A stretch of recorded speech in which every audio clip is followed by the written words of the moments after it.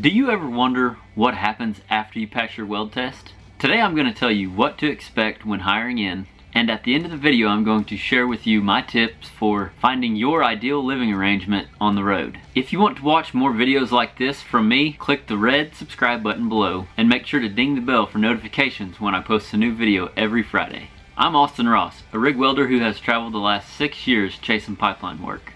I've done a lot of hiring in and can tell you what to expect, what to take with you, and what to wear. Okay, so when you're hiring in, there's 5 things you're gonna need as a welder, and if you're hiring in as a laborer, operator, or anything else on the pipeline, you'll need at least 3 of these things. So this goes for all pipeline employees when hiring in. Your social security card, driver's license, and a voided check if you want direct deposit.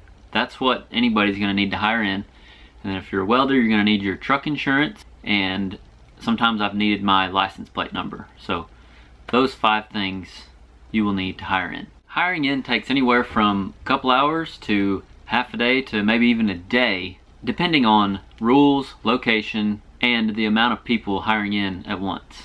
Alright, so when hiring in with a union contractor, you will hire in first and then take your weld test. First thing you're going to do is get with your steward, give him your book, your driver's license, and then fill out your 401k paperwork.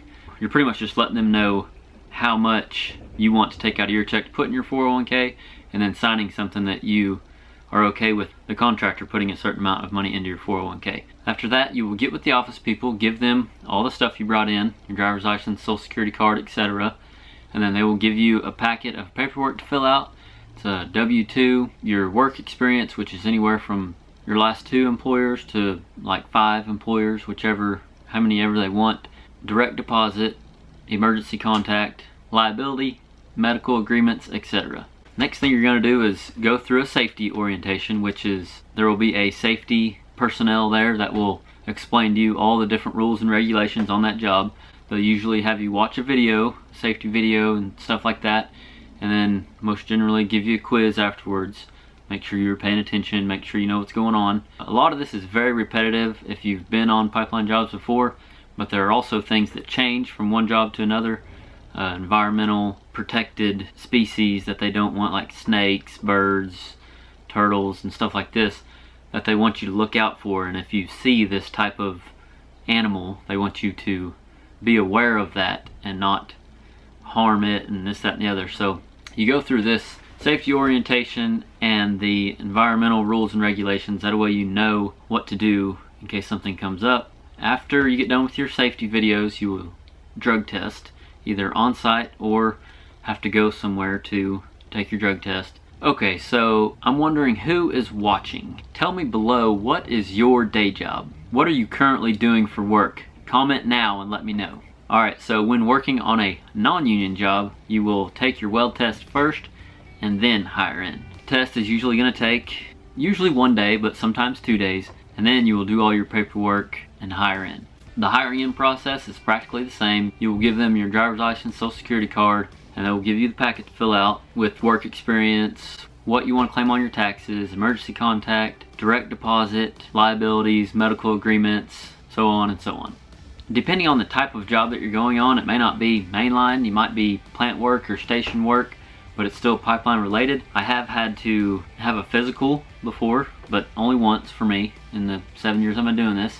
I've also heard of people having to get fitted for a respirator.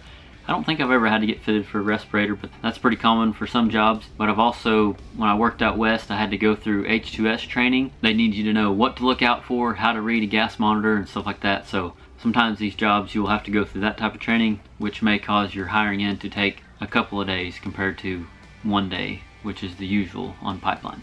After you hire in, you will get fitted with your PPE. Most contractors will supply safety glasses, safety vest, gloves, and a hard hat. If you are hiring in as a welder or welder helper, you'll want to wear jeans, safety toe boots, and long sleeves. Now, what comes after hiring in? Finding a place to live in your new town. I've created a free download that I think will help you figure out which type of living is best for you and tips on how to find it. Plus, things to be aware of and look out for. Click the link below and drop me your email and I'll send it over to you. Don't forget to share this video if you found it helpful. Like, comment, and subscribe. Last week's winner of the Industrial Tradition coffee mug was Thomas Risk, or Risky. I don't know how you pronounce it, but congratulations. Email me your address in the next 48 hours so I can get that sent over to you. arosswelding@gmail.com. This week I'm giving away another sticker pack. Comment the word crew below for your chance to win. And make sure to check back next Friday where I will announce the winner. Thank you so much for watching, and remember, learn something every day. We will see you next Friday.